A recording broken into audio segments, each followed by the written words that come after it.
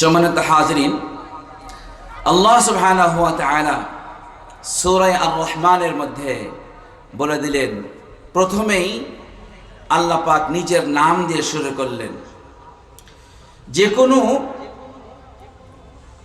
সূরার মধ্যে আল্লাহ পাকে নিজের নামকে স্থান দেন নাই, বরং আল্লাহ সুবহানাহু ওয়া তাআলা বিভিন্ন শব্দ দিয়ে বিভিন্ন জিনিসের কসম খেয়ে আল্লাহ পাক শুরু করেছেন। কিন্তু সূরা আর রহমান এমন একটি সূরা, যে সূরাটা মহান রব্বুল আলামিন শুরু করেছেন নিজের রহমতি এবং বরকতি নাম আর রহমান নাম দিয়ে। চলে কান সুবহানাল্লাহি ওয়া বিহামদিহি। যেহেতু আল্লাহ সুবহানাহু ওয়া তাআলা এই সূরাটা নিজের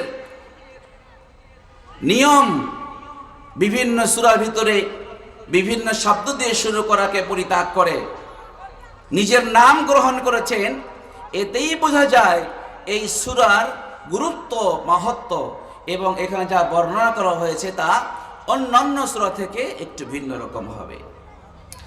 আল্লাহ সুবহানাহু ওয়া তাআলার যে কোনো নাম ব্যবহার করলেই বরকতময় হয়ে যেত, কিন্তু আল্লাহ সুবহানাহু ওয়া তাআলা এই জায়গার ভিতরে আল্লাহ সুবহানাহু ওয়া তাআলার 99টি নামের মধ্য থেকে নিয়ে সবচাইতে বান্দার জন্য খুব গুরুত্বপূর্ণ এবং প্রয়োজনীয় যে নাম, সেই নামটা আল্লাহ পাক নিয়েছেন, তা হলো রহমান।